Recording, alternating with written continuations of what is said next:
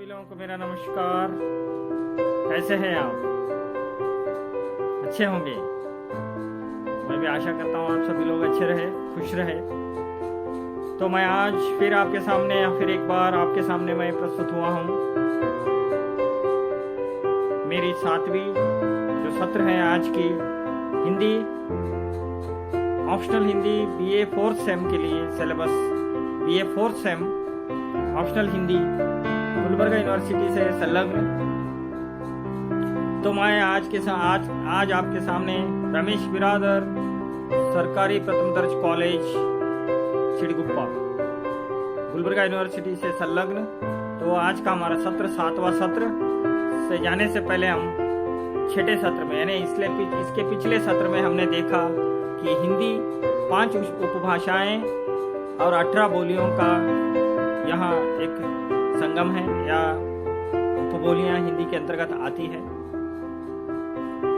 तो इसमें पश्चिमी हिंदी, पूर्वी हिंदी, राजस्थानी हिंदी, बिहारी हिंदी, पहाड़ी हिंदी, यहाँ हमने 5 बोलियों को देखा। 5 बोलियों का जो इसमें है, थोड़ा सा आपको मैं आपके माइंड को जरा रिफ्रेश करना चाहता हूँ। ब्रज भाषा कौन सी बोली के उपभाषा के अंतर्गत आता है? ब्रज भाषा कौन से उपभाषा के अंतर्गत आता है? हाँ, सही समझा आपने। यहाँ पश्चिमी हिंदी के अंतर्गत आता है, राइट। राजस्थानी हिंदी में जयपुरी जो है वह उसका नाम दूसरा और एक नाम हमने क्या बोला था? राइट, हड़ौती। दूसरा जयपुरी का दूसरा नाम क्या है? हड़ौती। तो इस तरह से हमने पिछले सत्र में हमने देखा कि हिंदी के उपभाषाएं और उनकी बोलियां। फिर आगे के सत्र में हम देखेंगे उनकी बोले जाने वाली क्षेत्र और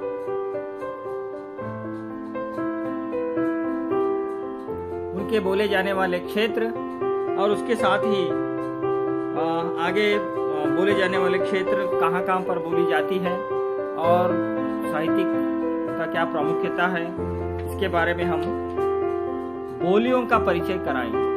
हिंदी के बोलियां, जो हिंदी भाषा की जो बोलियां हैं, हिंदी के प्रमुख बोलियां हैं, उनका हम क्या करेंगे, थोड़ा संक्षेप में हम उसका अध्ययन करेंगे। तो हम लोगों ने जाना कि हिंदी जो है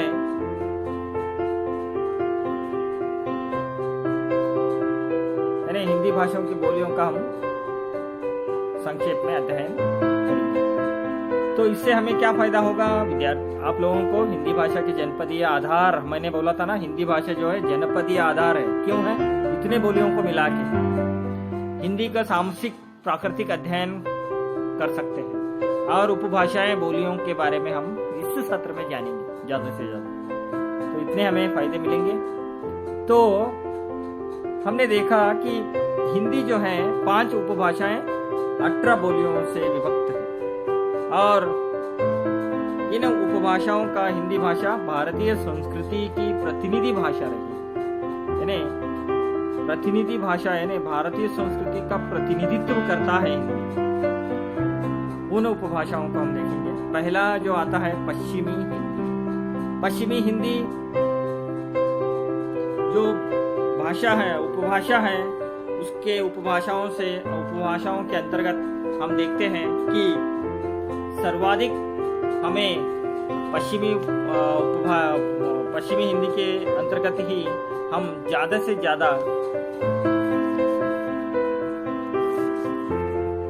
ज्यादा हम साहित्य भी देखते हैं। तो वहाँ एक प्रमुख उपभाषा के रूप में पश्चिमी हिंदी की गणना करनी चाहिए और की जाती है। इस उपभाषा का क्षेत्र जो है दिल्ली, ब्रज, हरियाणी, कन्नौजी, यानी हमने पहले देखा है बुंदेलखंड क्षेत्रों से आता है। यानी 5 क्षेत्र दिल्ली, ब्रज भाषा यानी ब्रज भाषा का जो स्थल कौन सा है आप बता सकते हैं? Mathura, very nice. मथुरा का जो जगह है वह दिल्ली, मथुरा के जो प्रदेश है वहाँ ब्रज भाषा ब्रजी बोली जाती है। हरियाणा में हरियाणी में बोली जाती है, कन्नौजी में, तो बुंदेलखंड, कन्नौजी बुंदेलखंड, यहाँ ये भाषाओं समेटा हुआ है। खड़ी बोली और ब्रज भाषा के कारण ही हिंदी का प्रतिनिधि उपभाषा परिवार है, यानी खड़ी बोली और ब्रजभाषा के कारण यहाँ हिंदी का प्रतिनिधि उपभाषा परिवार है। हिंदी का प्रतिनिधि उपभाषा परिवार कौन है? पश्चिमी हिंदी। आइए इसकी बोलियों का हम संक्षिप्त से थोड़ा सा हम क्या करेंगे, चर्चा करेंगे। तो खड़ी बोली पहला उपभाषा है खड़ी बोली। इसका क्षेत्र हम देखते हैं तो अच्छे से हमें याद रखना है। मेरठ, इसका जो क्षेत्र है वो मेरठ, बिजनौर, मुजफ्फरपुर, सहारनपुर, मुरादाबाद, साहित्य में हमें आता है मुरादाबाद, रामपुर आदि जिले कौन से हैं? मेरठ, बिजनौर और मुजफ्फराबाद, सहारनपुर, मुरादाबाद, रामपुर आदि जिले। और हिंदी की साहित्य की दृष्टि से खड़ी बोली साहित्यिक सर्वाधिक समृद्ध भाषा हम उसे मानते हैं। तो इसके साथ आगे देखते हैं ब्रज भाषा। हम पश्चिमी हिंदी के बारे में देख रहे हैं अभी। ब्रज भाषा ब्रज भूमि में बोली जाने वाली भाषा, यानी मथुरा वृंदावन के आसपास के क्षेत्र, मथुरा और वृंदावन के आसपास के क्षेत्र में ब्रज भाषा है। यानी यहाँ हम देखते हैं कि हिंदी साहित्य के इतिहास में भी कृष्ण का जन्म स्थान वृंदावन, और जो साहित्यकार हुए हमारे सूरदास जी, वे भी ब्रज भाषा के ही बहुत बड़े कवि रहे।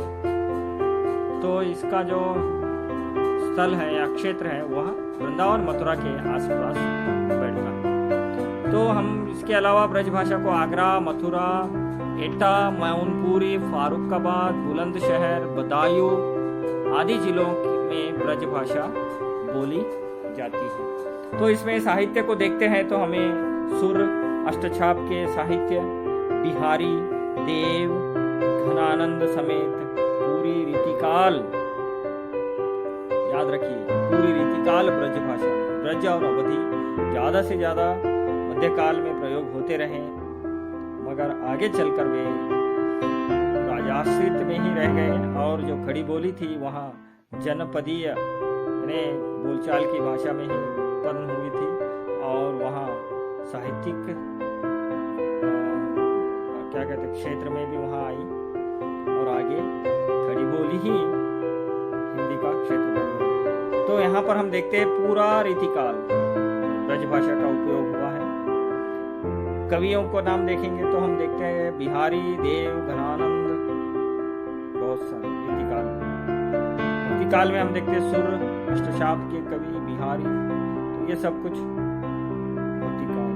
आगे हम देखते हैं रीतिकाल के बाद जगन्नाथ दास रत्नाकर, हरिओद जैसे कवियों का साहित्य भी ब्रज भाषा में हम यहाँ भी हमें मालूम होना चाहिए कि हरिश्चंद्र, भरतेंदु हरिश्चंद्र भी पहले वे ब्रज भाषा में कविता करते थे, बाद में आके उन्होंने कविताओं को भी खड़ी बोली में उन्होंने किया। और इसकी जो ब्रज भाषा का जो विशेषता है वो क्या है? तो व्याकरणिक दृष्टि से ब्रज भाषा है, यहाँ हम कैसे समझे? तो थोड़ा सा मैं आपको हिंट देना चाहता हूँ। गया, तो यहाँ पर क्या कहते हैं वो लोग? गयो, भला, भलो, कहो, कहयो, नहीं, या ओ और औ कारांत, जो ओ और औ के कारांत इसमें ज्यादा विशेष रूप से रहते हैं। तो इस तरह से ब्रज भाषा हुआ। फिर नेक्स्ट कन्नौजी। कन्नौजी का क्षेत्र पश्चिमी उत्तर प्रदेश, यानी पूर्वी उत्तर प्रदेश, पश्चिमी उत्तर प्रदेश। पश्चिमी उत्तर प्रदेश में हम देखते हैं इटावा, फारुखाबाद, शाहजहांपुर आदि जिले, यानी इटावा, आगे फारुखाबाद, शाहजहांपुर, यहाँ पर कन्नौजी बोली का उपयोग होता है। इसके अलावा कानपुर, हरदोई के थोड़े से हिस्सों में भी कन्नौजी क्षेत्र हम मानते हैं। यहाँ ब्रजभाषा और बुंदेली के बीच का क्षेत्र है, जो यहाँ बुंदेली और ब्रजभाषा जो है उसके बीच में ये कन्नौजी भाषा का क्षेत्र हम देख सकते हैं। तो इसमें ओ कारांत यानी ओ ज्यादा से ज्यादा उपयोग होता है, जैसे कि खोटा को खोटो, छोटो, मेरो, भयो, बैठो, ये इत्यादि जो है ओ कारांत भाषा रूप में कन्नौजी हम देखते हैं। फिर आगे आता है बुंदेली। ये बुंदेलखंड की भाषा है। बुंदेली इसलिए ही उसका नाम पड़ा है, बुंदेलखंड की भाषा होने के कारण ही बुंदेली पड़ा हुआ है। बुंदेलखंड की भाषा है। इस बोली की जो क्षेत्र है, बुंदेलखंड की बोली की जो क्षेत्र है वहाँ है झांसी और आगे जालौन, सागर, होशंगाबाद, भोपाल इत्यादि हमारी बुंदेली की बोलियों का क्षेत्र है। पांचवा है बंगारू। उसका नाम, दूसरा नाम क्या है आप याद है आपको? बंगारू का दूसरा नाम हरियाणवी।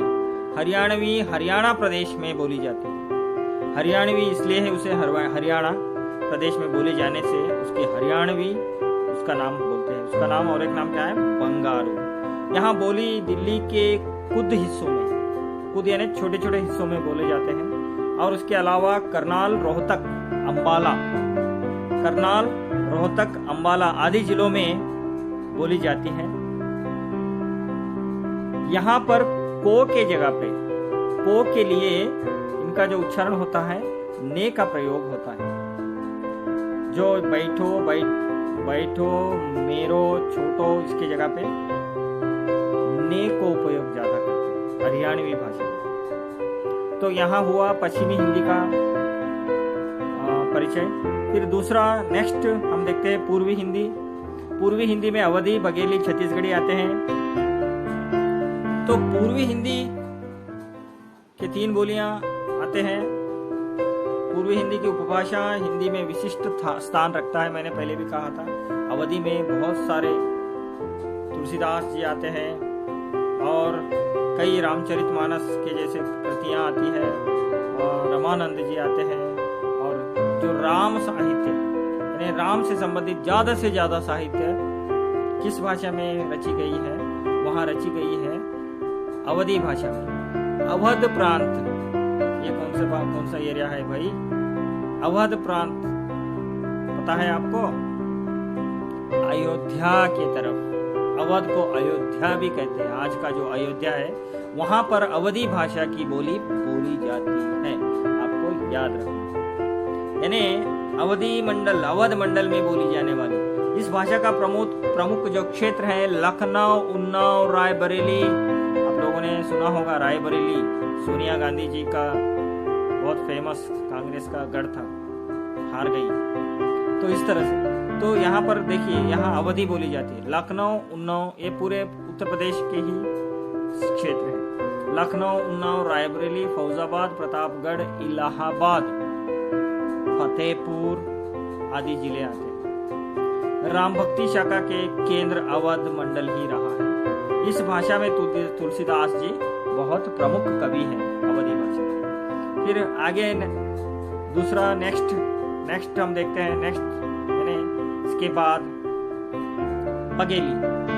बघेलखंड की बोली बघेली है। बघेली कहाँ बोली जाती है? यहाँ रीवा, जबलपुर, मांडवा, बालघाट आदि जिलों में आते हैं। बघेली लोक साहित्य में मिलता है, यानी बघेली का जो ये है वहाँ लोक साहित्य में इस भाषा का ज्यादा से ज्यादा उपयोग किया जाता है, यानी लिखने से ज्यादा मुंह से जो बोले जाते हैं लोक साहित्य। छत्तीसगढ़,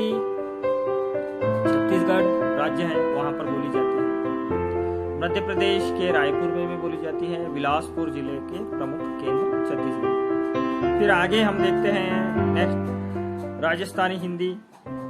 राजस्थानी हिंदी हिंदी का प्रमुख उपभाषा है।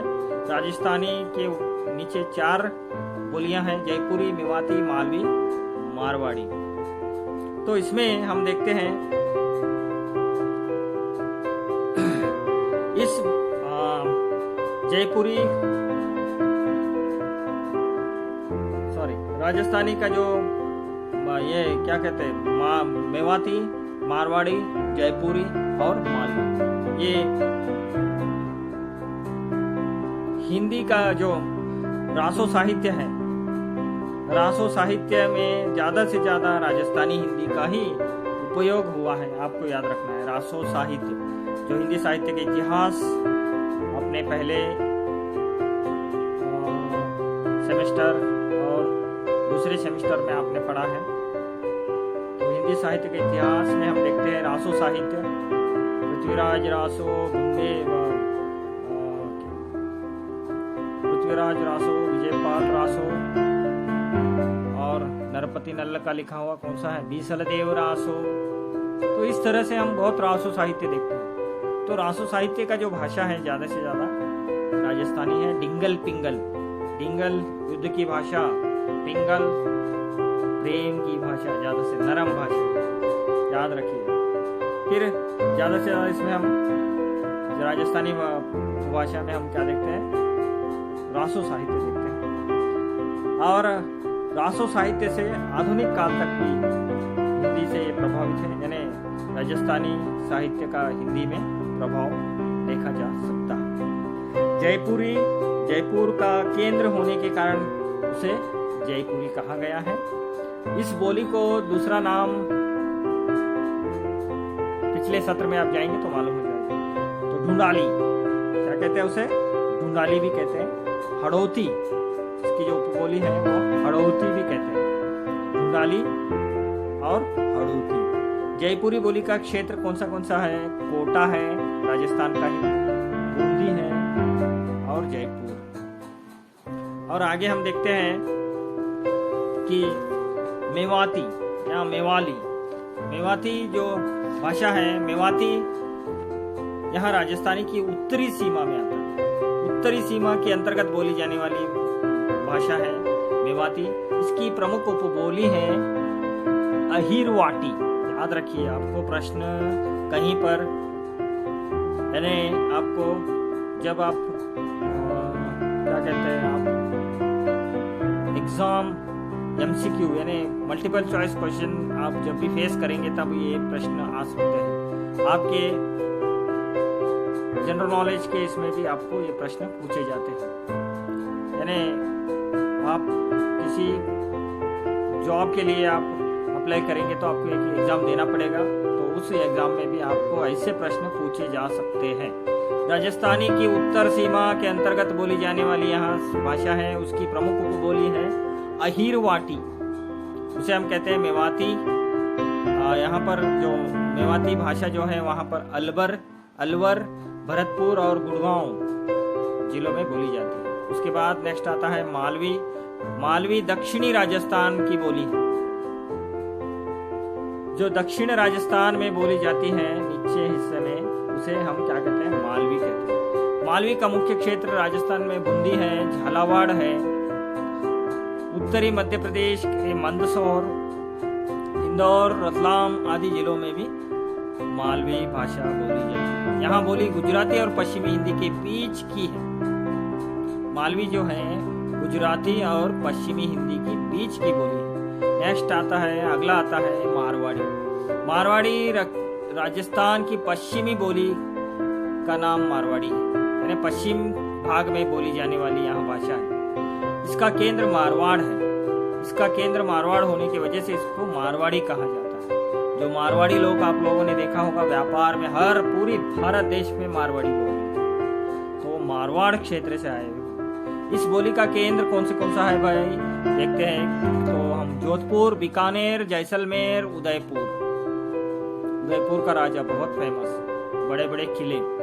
देखना है तो उदयपुर आप जा सकते हैं। तो उदयपुर जिले में, बीकानेर में, जोधपुर में और जैसलमेर में हम मारवाड़ी भाषा ज्यादा से ज्यादा देखते हैं। हिंदी साहित्य का जो वीर गाथाएं लिखी गई थी वहाँ मारवाड़ी भाषा में ही लिखी गई थी। मीरा का काव्य भी मारवाड़ी में ही रचित है।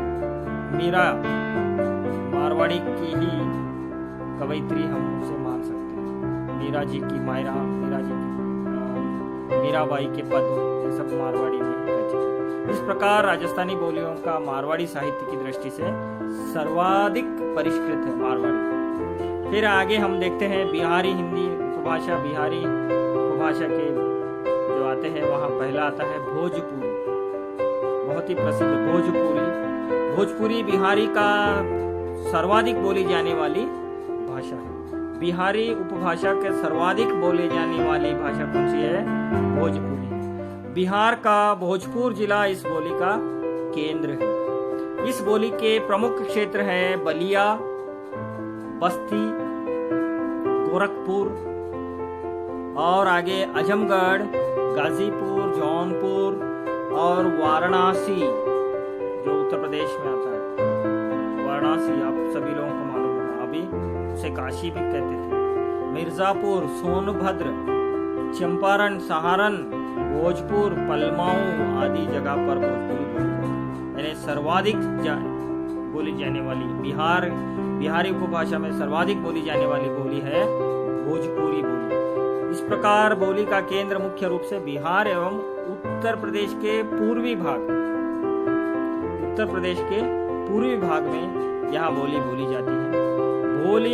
भोजपुरी का बहुत सारा लोक साहित्य ज्यादा है। भोजपुरी के पिक्चर्स आप लोग देखते होंगे, सिनेमा ज्यादा से ज्यादा सिनेमा भोजपुरी में आते हैं। आजकल तो हिंदी में भी भोजपुरी बहुत मिक्स होके आ रहा है। भोजपुरी साहित्य लोक साहित्य में ज्यादा मिलता है। कबीर जैसे बड़े बड़े कवि भी भोजपुरी का प्रभाव से अछूता नहीं रहे। भोजपुरी फिल्मों ने तो आज इस बोली ने राष्ट्रीय अंतर्राष्ट्रीय में भी अंतर्राष्ट्रीय स्तर पर भी यहाँ भोजपुरी प्रसिद्ध हुआ। भोजपुरी विदेशों में भी बोली जाती है, जैसे कि मॉरिशस, सूरीनाम में यहाँ लोकप्रिय भाषा है भोजपुरी। फिर दूसरा आता है मगही। मगही मगध प्रदेश में बोली जाने वाली भाषा है। इसका नाम इसलिए ही मगधी नाम पड़ा है। यहाँ बोली मुख्य रूप से बिहार के पटना, जो बिहार की राजधानी है, वहां पर मगधी बोली जाती है। पटना और गया जिलों में ज्यादा से ज्यादा मगधी बोली जाती है। मैथिली भाषा मिथिला देश में, बिहार के मिथिला प्रदेश में बोली जाने वाली भाषा है। इसका भाषा मिथिला प्रदेश के होने के कारण इस भाषा का नाम, जो केकारण नाम से वहां पर बुलाते हैं, उससे मैथिली हम बुलाते हैं। केकारण उसका दूसरा नाम केकारण है। मिथिला प्रदेश के होने के कारण, कि कारण इसका नाम बोलते हैं, के कारण जाने दीजिए उसे। तो यहाँ पर मैथिली मिथिला प्रदेश में बोली जाती है। यहाँ बोली प्रमुख रूप से उत्तरी बिहार, पूर्वी बिहार के चंपारण, मुजफ्फरपुर, मुंगेर, भागलपुर और दरभंग, पूर्णिया आदि जिलों में बोली जाती है। ये जो जिले हैं, आप लोग कभी ना कभी न्यूज में उधर इधर आप इनके नाम सुने होंगे। आपको इनको देखना है तो आप अपना मोबाइल निकालिए और इनके नाम नक्शे में आप देख सकते हैं। आपको मैं ये काम दे रहा हूँ, जितने भी मैं जिलों के नाम ले रहा हूँ उसे भारत देश की नक्शों में आप देखिए, तो आपको पता चल जाएगा कि किस किस जगह पे कौन से बोलियां बोली जाती हैं। तो फिर आगे हम देखते हैं पहाड़ी। बिहारी होने के बाद, मैथिली के बाद आगे हम पहाड़ी हिंदी, तो कुमाऊनी और गढ़वाली। तो इस उपभाषा के अंतर्गत पहाड़ी अंचल की बोलियां से जुड़ा हुआ है, इसलिए यहाँ पहाड़ी नाम इन्हें मिला है। हिंदी भाषा के पहाड़ी अंचल में उत्तराखंड, कौन से आते हैं? उत्तराखंड, हिमाचल प्रदेश क्षेत्र आता है। और नेपाली को भी ग्रेसर ने क्या कहा था, पहाड़ी हिंदी कहा था। तो इनके दो भाग किए गए हैं, पश्चिमी मध्य और मध्यवर्ती भाषा। तो इस तरह से पहाड़ी हिंदी की जो भाषाएं हैं वहाँ जौनसारी, चमोली, भद्रावही, जौनसारी, चमोली, भद्रावही और आदि बोलियां इसके अंतर्गत आते हैं। और मध्यवर्ती पहाड़ी कमाऊनी एवं गढ़वाली भी उसे हम कहते हैं। कमाऊनी कमाऊ खंड में बोली जाती है और इसके नाम इसलिए कमाऊनी गिरा है। उत्तराखंड के उत्तरी सीमा क्षेत्र के इसका केंद्र है, यानी उत्तराखंड के उत्तरी सीमा, उत्तराखंड के यहाँ बोली उत्तराखंड के उत्तरकाशी, नैनीताल, अल्मोड़ा और पिथौरागढ़, चंपावत में बोली जाती है कुमाऊनी। ने पहाड़ी जिले हैं। कुमाऊं बोली में समृद्ध साहित्य मिलता है। कुमाऊं जो पहाड़ी हिंदी में कुमाऊं बोली है उसमें समृद्ध साहित्य मिलता है। तो कुमाऊं बोली के हिंदी के साहित्य में हम देखा जाए तो हिंदी साहित्यकार जो सुमित्रानंदन पंत, शेखर जोशी, मनोहर श्याम जोशी, इलाचंद्र जोशी, बड़े साहित्यकार को कुमाऊनी भाषा ने ही दिया है, यानी ये यह इसी भाषा के क्षेत्र के अंतर्गत आते हैं। गढ़वाली उत्तराखंड के गढ़वाल खंड की बोली जाने वाली भाषा। नेक्स्ट गढ़वाली, इसका नाम इसलिए ही गढ़वाली पड़ा है।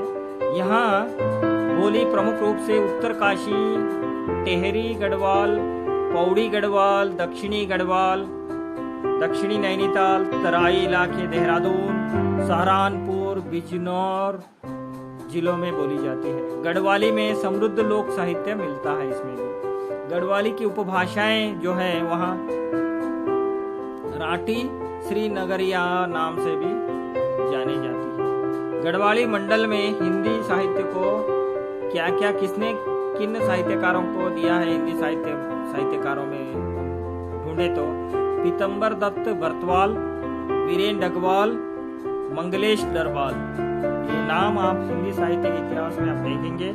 यहाँ साहित्यकार को गढ़वाली भाषा ने ही दिया।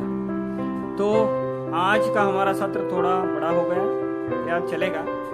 तो आज का जो यहाँ सत्र में हमने देखा कि हिंदी भाषा की उपभाषाएं और बोलियां और उनके क्षेत्र का भी हमने जानकारी प्राप्त कर ली है। तो हिंदी भाषा का बोली का जो अंतर संबंध में यहाँ पिछले सत्र में भी हमने देखा था कि जो अंतर संबंध है वहाँ भाषा और बोली में जो अंतर संबंध है वो भौगोलिक कारण की वजह से है और